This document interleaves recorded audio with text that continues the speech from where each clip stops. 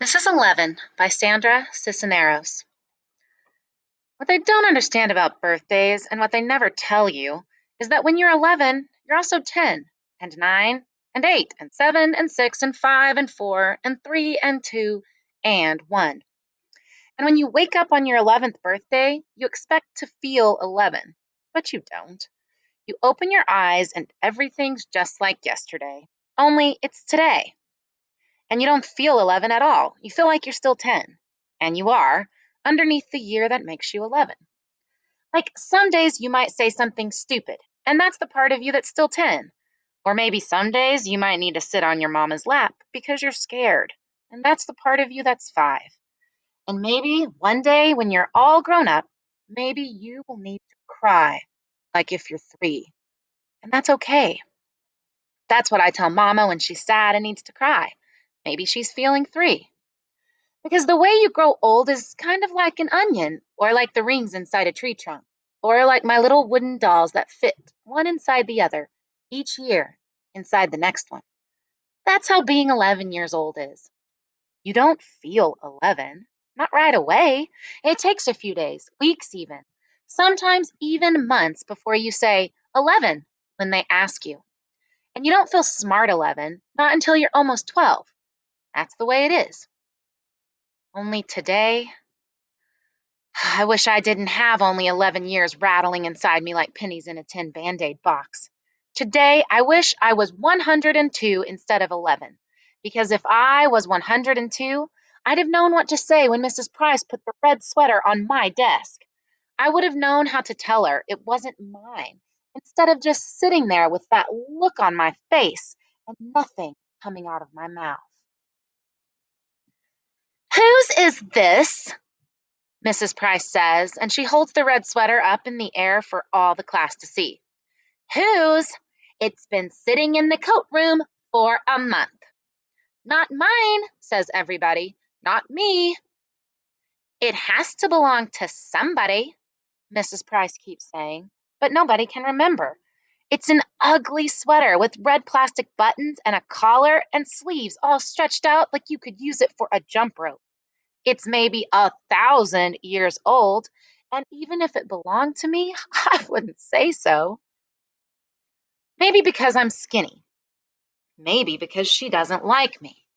That stupid Sylvia Saldivar says, I think it belongs to Rachel. An ugly sweater like that, all raggedy and old?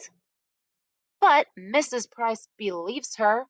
Mrs. Price takes the sweater and puts it right on my desk. But when I open my mouth, nothing comes out. That's not, I don't, you're not mine, I finally say in a little voice that was maybe me when I was 4. Of course it's yours, Mrs. Price says. I remember you wearing it once. Because she's older and the teacher, she's right, and I'm not.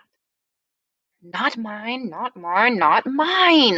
But Mrs. Price is already turning to page 32 and math problem number 4. I don't know why, but all of a sudden I'm feeling sick inside, like the part of me that's 3 wants to come out of my eyes. Only I squeeze them shut tight and bite down on my teeth real hard and try to remember today I am 11. 11! Mama's making a cake for me tonight, and when Papa comes home, everybody will sing happy birthday to you. But when the sick feeling goes away and I open my eyes, the red sweater's still sitting there like a big red mountain. I move the red sweater to the corner of my desk with my ruler. I move my pencil and books and eraser as far from it as possible. I even move my chair a little to the right. Not mine, not mine, not mine. In my head, I'm thinking, how long till lunchtime? How long till I can take the red sweater and throw it over the schoolyard fence? Or leave it hanging on a parking meter? Or bunch it up into a little ball and toss it in the alley? Except when math period ends, Mrs. Price says loud and in front of everybody, now, Rachel, that's enough. Because she sees I've shoved the red sweater to the tippy tip corner of my desk and it's hanging all over the edge like a waterfall. But I don't care.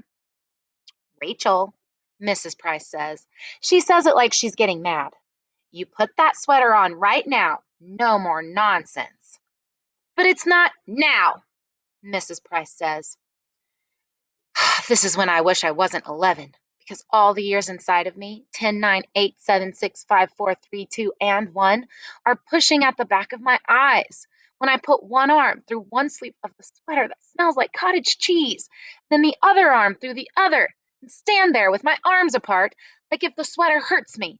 And it does. It's all itchy and full of germs that aren't even mine. That's when everything I've been holding in since this morning, since when Mrs. Price put the sweater on my desk, finally lets go, and all of a sudden I'm crying in front of everybody. I wish I was invisible, but I'm not. I'm 11 and it's my birthday, and today I'm crying like I'm 3 in front of everybody. I put my head down on the desk and bury my face in my stupid clown sweater arms, my face all hot and spit coming out of my mouth because I can't stop the little animal noises coming out of me until there aren't any more tears left in my eyes. And it's just my body shaking, like when you have the hiccups. And my whole head hurts, like when you drink milk too fast. But the worst part is right before the bell rings for lunch. That stupid Phyllis Lopez, who's even dumber than Sylvia Saldivar, says she remembers the red sweater is hers. I take it off right away and give it to her, only Mrs. Price pretends like everything's okay. Today I'm 11. There's a cake Mom is making for tonight, and when Papa comes home from work, we'll eat it. There'll be candles and presents, and everybody will sing, Happy birthday to you, Rachel. Only it's too late. I'm 11 today. I'm 11, 10, 9, 8, 7, 6, 5, 4, 3, 2, and 1. But I wish I was 102. I wish I was anything but 11, because I want today to be far away already, far away like a runaway balloon, like a tiny O in the sky, so tiny, tiny, you have to close your eyes to see it.